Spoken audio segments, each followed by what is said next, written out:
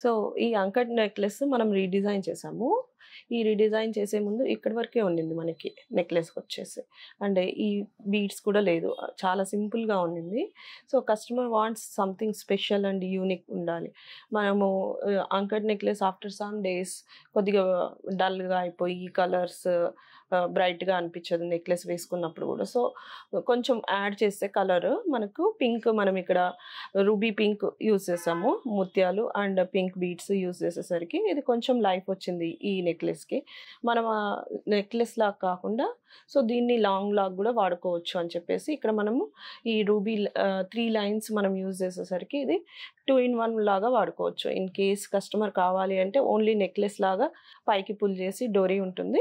So, పైకేసేసుకోవచ్చు. Only long chain లాగా కావాలన్నప్పుడు ఇలా ఈ హైట్‌లో గూడా మనం ఏసుకోవచ్చు.